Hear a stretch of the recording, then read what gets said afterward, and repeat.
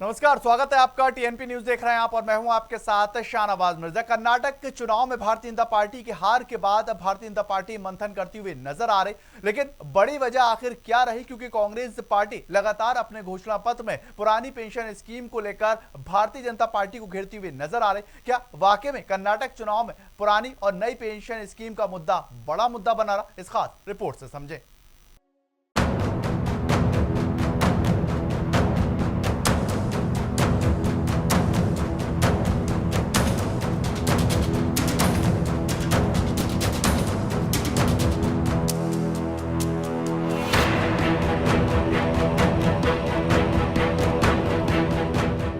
कर्नाटक विधानसभा चुनाव में मिली करारी हार के बाद भारतीय जनता पार्टी आत्ममंथन का दौर शुरू हो चुका है। भारतीय जनता पार्टी सूत्रों के मुताबिक कर्नाटक में मिली हार का सबसे बड़ा कारण कांग्रेस के द्वारा चुनाव में मुफ्त योजनाओं की घोषणा को मान रही है। जैसे कांग्रेस पार्टी ने चुनाव में मुफ्त बिजली और 2000 रुपए महिलाओं को देने का वादा किया, जिसके बाद कांग्रेस पार्टी चुनाव जीत गई। जानकारी के मुताबिक विपक्ष खासकर कांग्रेस के द्वारा चुनाव दर चुनाव की जा रही लोक लुभावनी घोषणाओं से निपटने के लिए खास रणनीति पर ध्यान देने की जरूरत पड़ती नजर आ रही है, जिसमें भारतीय जनता पार्टी की सबसे बड़ी चिंता पुरानी पेंशन स्कीम भी बनी हुई है, जिसमें कांग्रेस अपने घोषणा पत्र में प्रमुखता से उठाती नजर आती है। हालांकि भारतीय जनता पार्टी भी चुनावों के अंदर लोक लुभावने वादे करती है, लेकिन फ्री की स्कीम की घोषणा से कतराती नजर आती है। पार्टी के सबसे बड़े नेता और देश के पीएम नरेंद्र मोदी भी सार्वजनिक रूप से इन स्कीमों को फ्री में रेवड़ी बताकर हमला करते नजर आते हैं। भारतीय जनता पार्टी के एक बड़े धड़े का ऐसा मानना है कि इस तरह की स्कीमें ज्यादा समय तक सत्ता में स्थापित नहीं रख पाती।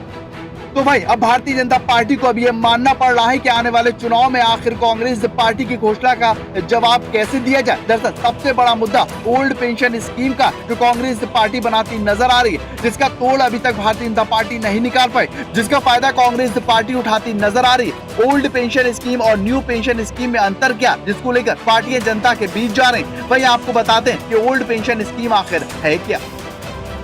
ओल्ड पेंशन स्कीम में पेंशन के लिए वेतन से कोई कटौती नहीं होती। पुरानी पेंशन योजना में जीपीएफ की सुविधा है। पुरानी पेंशन एक सुरक्षित पेंशन योजना जिसका भुगतान सरकार की ट्रेजरी से किया जाता है।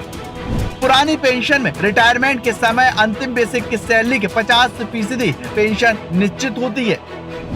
पुरानी पेंशन योजना में 6 महीने के बाद मिलने वाला महंगाई भत्ता भी लागू होता है। पुरानी पेंशन में रिटायरमेंट के बाद 20 लाख रुपए तक की ग्रेजुएटी मिलती है। पुरानी पेंशन योजना में सर्विस के दौरान मौत होने पर फैमिली पेंशन का प्रावधान है। तो भाई अब आपको बताते हैं कि ओल्ड पेंशन स्कीम के बाद अब न्यू पेंशन स्कीम में आखिर सरकार ने क्या कुछ योजनाएं बनाई हैं। न्यू पेंशन स्कीम के तहत कर्मचारियों के वेतन से 10% बेसिक प्लस डीए की कटौती होती है। नई पेंशन योजना के तहत जनरल प्राइवेट फंड यानी कि जीपीएफ की सुविधा भी नहीं है। नई पेंशन योजना शेयर बाजार पर आधारित है, बाजार की चाल के आधार पर भुगतान होता है। नई पेंशन योजना में रिटायरमेंट के समय निश्चित पेंशन की कोई भी गारंटी नहीं। नई पेंशन योजना में 6 महीने के बाद मिलने वाला महंगाई भत्ता लागू नहीं होता। नई पेंशन योजना में रिटायरमेंट के समय ग्रेजुएटी का अस्थायी प्रावधान है। नई पेंशन योजना में सर्विस के दौरान मौत होने पर फैमिली पेंशन नहीं मिलती। ओल्ड पेंशन स्कीम और न्यू पेंशन स्कीम में ये कुछ बड़े अंतर, जिसको लेकर आवाम लगातार ओल्ड पेंशन स्कीम की मांग कर रहे। लेकिन देखना होगा कि 2024 लोकसभा चुनाव से पहले भारतीय जनता पार्टी इस स्कीम को लेकर किस तरह से आगे आती है और लोगों को समझाने का कार्य करती है, क्योंकि कांग्रेस पार्टी पुरानी पेंशन योजना को लेकर हर एक राज्य में उठाती नजर आ रही है। Bureau report, TNP news.